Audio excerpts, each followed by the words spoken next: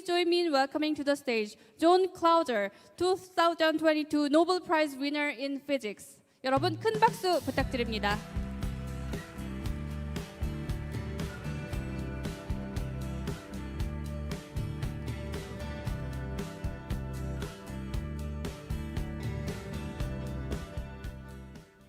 Well, I hope there wasn't a significant miscommunication in the invitation for this particular talk. I'm going to give another one later on, the keynote address.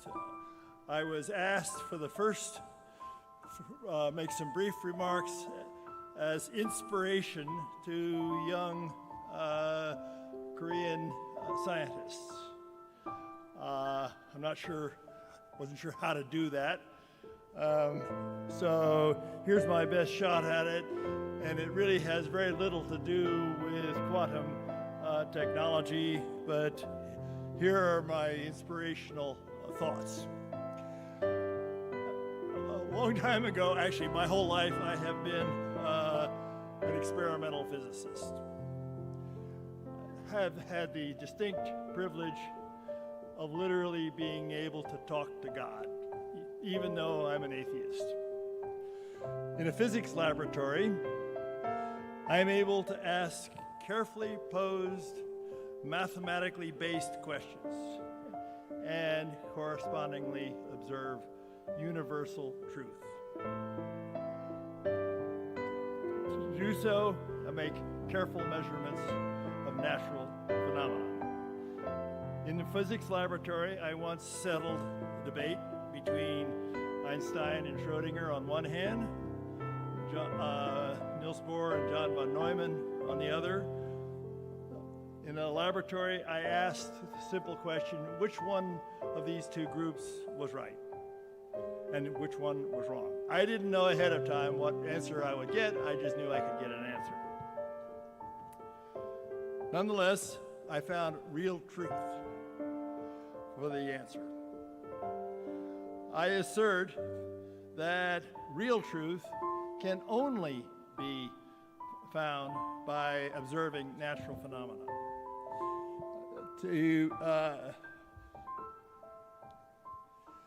By carefully observing natural phenomena. Good science is always based on good experiments.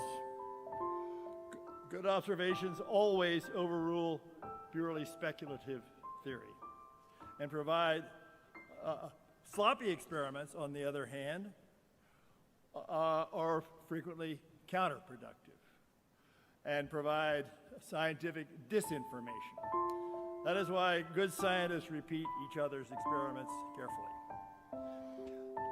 For inspiration to young scientists, I would suggest that today is an opportune moment for careful observations of nature. Why? The current world, I observe, is literally awash, saturated with pseudoscience, with bad science, with scientific misinformation and disinformation, and what I will call technocons. Technocons are the application of scientific disinformation for opportunistic purposes. Non-science business managers, politicians, politically appointed lab directors, and the like, are very easily snowed by scientific disinformation. Sometimes they participate in its origination. The purpose is to try to inspire you as young scientists to observe nature directly so that you too can determine real truth. Use the information gained from carefully performed experiments and research to stop the spread of scientific misinformation, disinformation, and technocons. Well-educated scientists can help solve the world's problems by acting as scientific fact checkers. A fact checker's most common problem, unfortunately, is determining what is true and what is not. The world is awash with someone else's perception of truth as an alternative to real truth. Perception of truth frequently differs significantly from real truth. Moreover, given sufficient promotion and advertising, perception of truth becomes truth. Its promotion by commercial enterprise is called marketing, commonly used in the furtherance of political, commercial, or various opportunistic ends by its promoters. When promotion is done by government or political groups, it's called spin or propaganda. To such a promoter, perception of truth is truth. If you can sell it, it must be true. If you can't sell it, it must be false. Perception of truth is also malleable. If you can sell it, if you want to sell it and you can't sell it, that's easy. You change it. You can change truth. You can claim false observations if necessary. My favorite in this act is ChatGPT. It's very good at doing exactly that. It has lots of man-made pseudoscience that copy and manipulate and emulate. It can lie and cheat even better than its human mentors, whose writings are abundant in literature. In literature, you will observe there's far more fiction than there is nonfiction. Pseudoscience is science fiction. Unfortunately, neither computers nor human fact-checkers can, in general, tell fact from fiction, or science from science fiction, or from pseudoscience.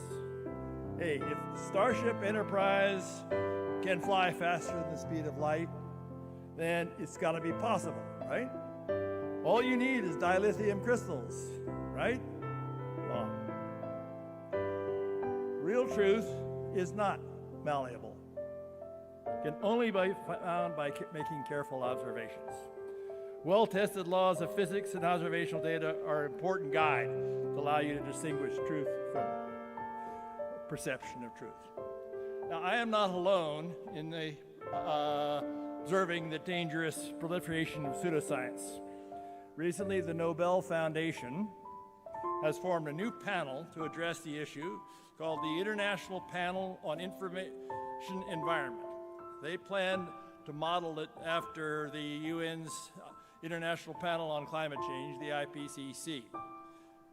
I think personally that they are making a big mistake in that effort because, in my opinion, the IPCC is one of the worst sources of dangerous misinformation. What I'm about to recommend is in furtherance of that, of the aims of that panel. In the past, we scientists have acted as referees for journal articles, peer-reviewed, and we have peer-reviewed each other's work, so as just to prevent the proliferation of scientific misinformation. That process recently seems to have broken down. Somehow it needs to be re-energized. During my career as a scientist, I have frequently been asked to referee lots of scientific journal articles. Here I will offer a few pieces of advice. First, very importantly, your work should be based on careful observations of nature. You must try hard and recognize what I will call an elephant in the room, hiding in plain sight.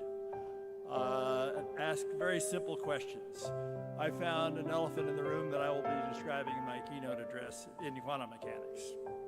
I have a second elephant in the room that I have recently discovered regarding climate change. I believe that climate change is not a crisis. Real truth could be found if and only if you learn to recognize and use good science. It's especially true when real truth is politically incorrect and does not reflect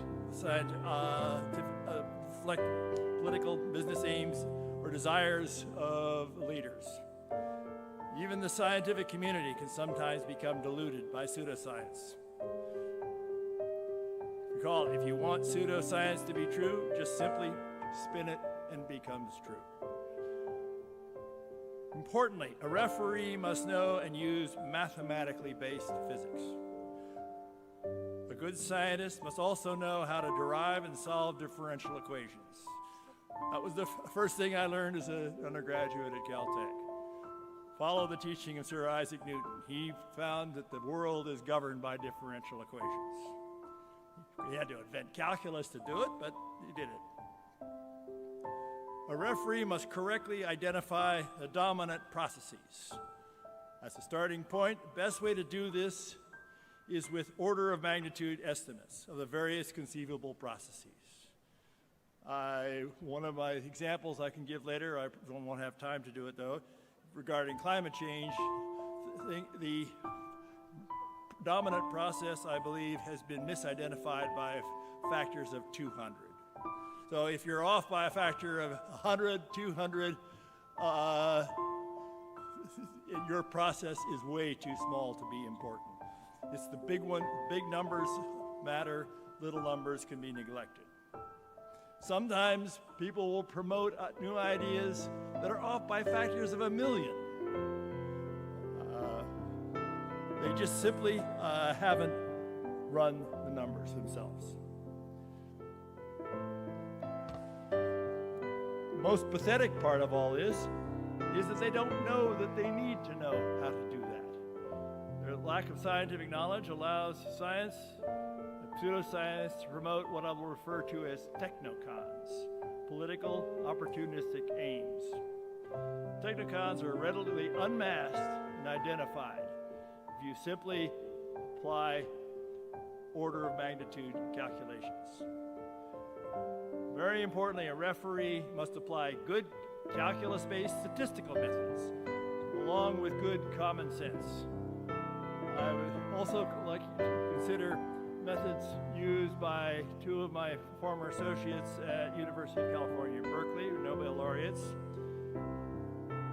And when they were shown data, a group of data points, and told, look, the trend is obvious. Luis Alvarez, the Nobel laureate, would look at it and say, flattest line I ever saw. Charlie Towns would look at it and say, I don't see in the data what you're telling me I am supposed to see.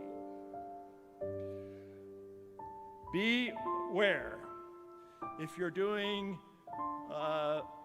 good science, it may lead you into politically incorrect areas.